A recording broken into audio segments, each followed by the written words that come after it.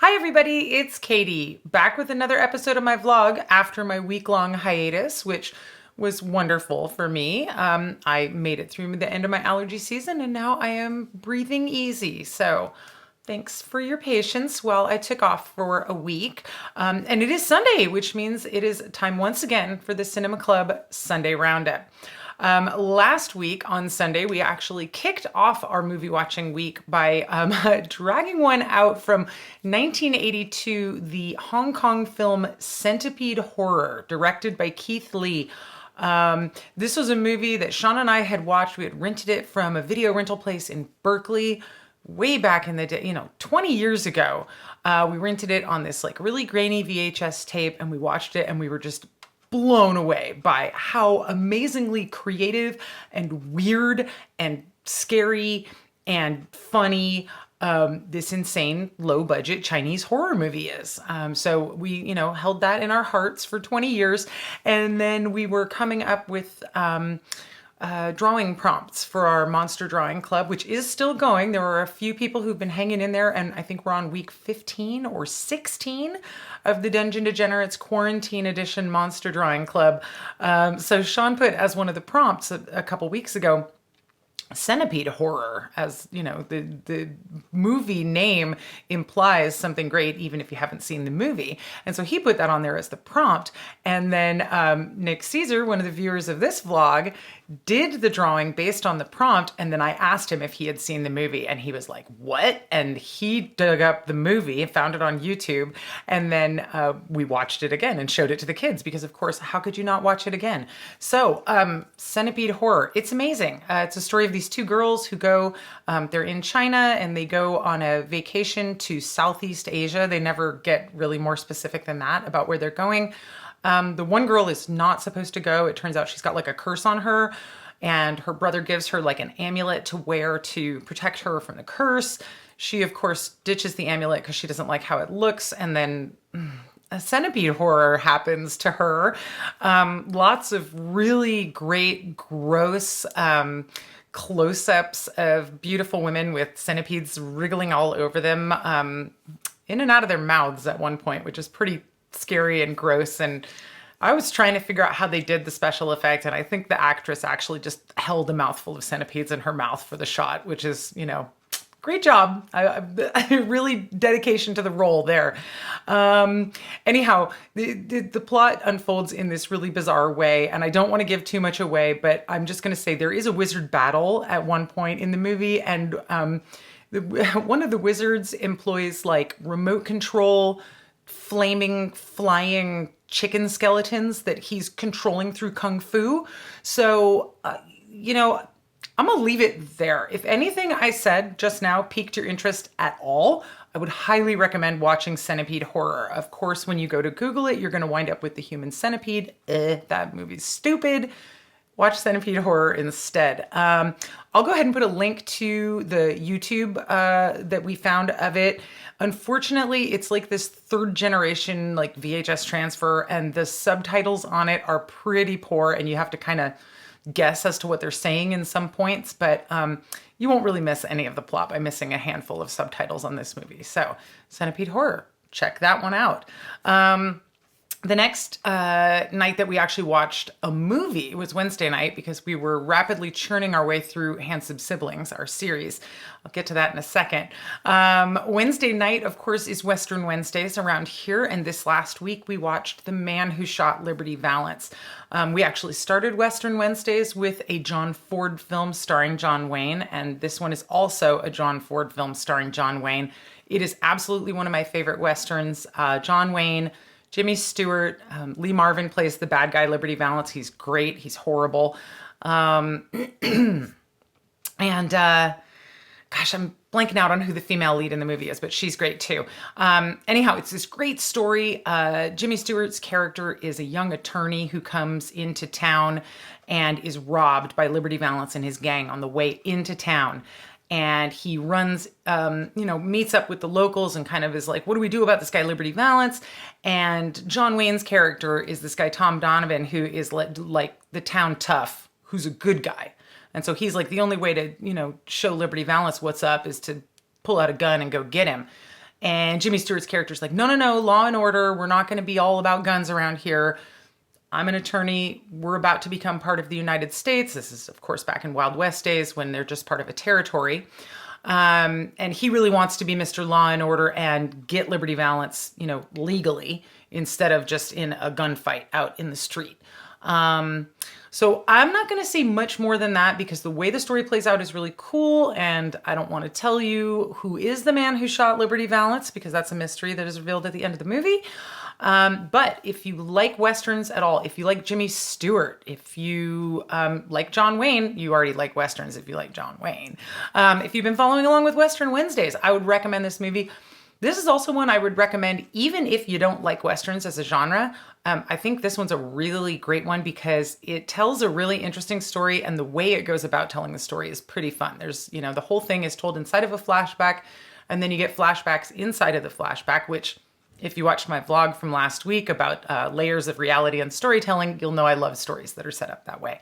So The Man Who Shot Liberty Valance, 1962, directed by John Ford. That was a great one for Western Wednesday. The next night after that, we finally reached the conclusion of Handsome Siblings on Netflix. So I can finally talk about it.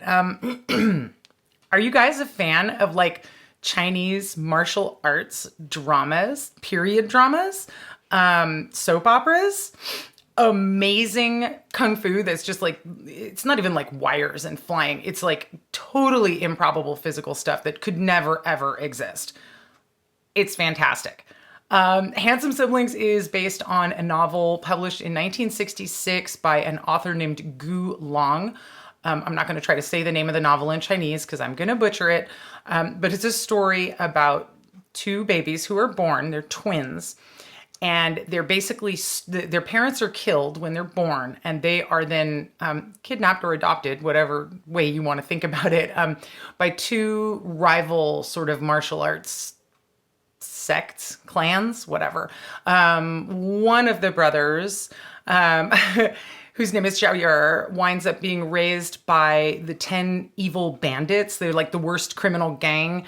They live in the Valley of the Bandits, or I'm messing it all up. But he gets raised by the bad guys, right? There's the 12 Zodiac bandits, and there's the 10 worst bandits of all time, and they all live in the Valley of the Thieves. And so that's where he gets raised. Meanwhile, his brother, Hua Wushu, is raised in this palace, this beautiful palace by these beautiful women who are these just incredible martial arts masters. And they're training him up in their style of how to be, this sort of more elegant and clean cut and, a good guy type of character. Whereas Zhao Yur is being raised by these, bandits who are rolling around robbing people and getting in all kinds of battles and whatever. So then you have 18 years goes by in this story and they meet back up as adults and a whole lot of drama ensues. The story is really long. There's 44 episodes that are a 45-minute episode. I wouldn't recommend binging it all in one giant go, but we tackled it 2 episodes a night, probably 2 or 3 nights a week over the course of the last month and a half or so, and we loved it. All of us. We just love martial arts movies in general, Kung Fu in particular. We love dramatic stories. We love improbable feats of amazingness. We love Chinese mythology and storytelling. So, of course, this story has all of those elements in it. It is in Chinese with English subtitles, so if you have a problem with subtitles, that might be a little bit of a barrier for you, but I always encourage you guys read the subtitles. It's not that hard to do. I did have to do a little bit of supplemental reading alongside of it because I was having trouble tracking which character was which at one point because they go by several different names, and of course, the Romanized versions of the Chinese names in the subtitles don't actually match up with the way that they're pronounced by the actors in the actual Chinese dialogue. So I got a little lost as to which character was named which at one point, kind of in the middle of the story. They had so many aliases. But the kids set me straight every time because they can keep track completely of who everybody is, and they've got incredible pronunciation on the names. So, it's great. So Handsome Siblings, highly recommended if you like Kung Fu, Chinese martial arts dramas in general, high drama, long format storytelling, twists and turns. There is quite a bit of computer animation in this. I realized at one point that I was watching a scene that was probably completely green screened, but they do it well enough and in the service of the story enough that it doesn't become super distracting. There's a couple points where there are computer generated animals that just suck and they're very distracting. But for the most part, the computer stuff blends into the story pretty seamlessly, and it doesn't really stand out in like a negative way. So definitely check that one out if you are into any of the things that I just talked about. I don't know what the next thing we're going to watch for a series is going to be, but I've heard really good things about Dark. So I think we're going to check that out next week, but we'll find out. And we wrapped the week up this week with two of our family's favorite holiday tradition movies. On July 3rd, we always watch Return of the Living Dead because that's the day that it takes place. And on July 4th, we always watch Jaws. So I don't know if anyone who's watching this vlog has not seen both of these movies, but they are basically required viewing in our house. Return of the Living Dead, let's talk about it. 1985, written and directed by Dan O'Bannon, who is probably most famous for writing the screenplay for Alien. He did this movie about, it's like a group of teen punks and some guys that work at a mortuary and some guys that work at a medical warehouse supply running into a horde of zombies. I don't want to say too much about how the story unfolds because it's really fun what causes the zombies to be attacking them in the first place. I will say that the movie is the source of the quote. I don't know if you guys can see it behind me, but this patch right here that we make here at Goblin Code that says, you think this is a fucking costume? This is a way of life, is of course from the movie, line spoken by Suicide in the graveyard, while the teens are hanging out before the zombie horde actually, overruns them. So we love this movie. It is an incredible movie. It's totally fun. It's a little bit scary, but not really. It's definitely a comedy zombie movie. There's some icky special effects type of stuff, some pretty good makeup, but there's nothing too actually over the top and gory that, I know some people are sensitive to. So I like to warn you guys if there's that stuff. This movie does not have that stuff. I would actually say Jaws is more gory than Return of the Living Dead is. So there you go. It's just one of our favorite movies. It's totally required viewing. If you haven't seen Return of the Living Dead, you have to watch it. I do give you a pass. You can wait till next year and wait till July 3rd of next year if you want to, but you better mark it on your calendar right now because it's important to watch it on July 3rd. Watch the movie and you'll see why. If you live on the East Coast, of course, you have to start watching it at 5:30 on July 3rd because that's the deal. Anyhow, Return of the Living Dead, required viewing. Watch it if you haven't seen it. Watch it again if you have. It's one of those. And then, of course, Jaws, 1975, directed by Steven Spielberg, starring Roy Scheider, Richard Dreyfuss, and Robert Shaw. It is a perfect movie, 10 out of 10. There's nothing wrong with it. It is just absolutely a perfect movie. It is one of my favorite movies of all time. I have watched it so many times, I've lost count. But I still watch it every year I try to watch it on the 4th of July or on 4th of July weekend, because of course that's when it takes place. I don't want to say too much about it in case someone hasn't seen it. Have you guys not seen Jaws? Really? You have to watch it. I will say this is one of those ones where I'm going to be a total movie snob and say, yeah, go ahead and stream it at your house if that's your option. But man, if you ever get the chance to see it on a big screen, this movie, it is so big and bold and beautiful, and the sound design is so good. When you see it in a theater, every time the camera moves underwater, it gets really quiet because, we're covered by the water, and it's so effective in the way it sets the tone and then makes you get ready to get scared when something nasty comes out of the water. I did note this time is, with any movie that you've watched so many times, you notice a different part each time. And this time, for some reason, the part that really stood out for me was the beach panic scene right in the middle of the movie, when everybody's running out of the water because the two kids have got the fake the floaty with the shark fin on it.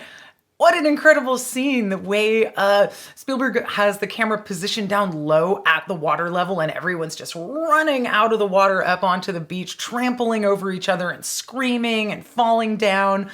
It's incredible. It's classic Spielberg.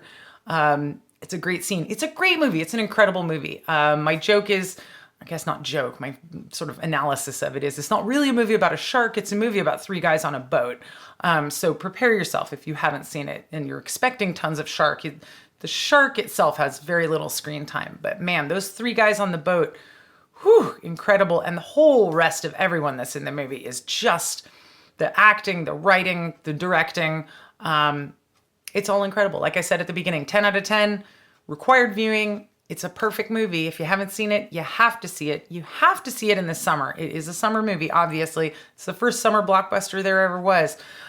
So I encourage you to watch Jaws if you haven't seen it. I encourage you to watch Jaws if you haven't seen it in at least a year, because I believe in watching that movie once a year. So there you have it. That's what we watched this week.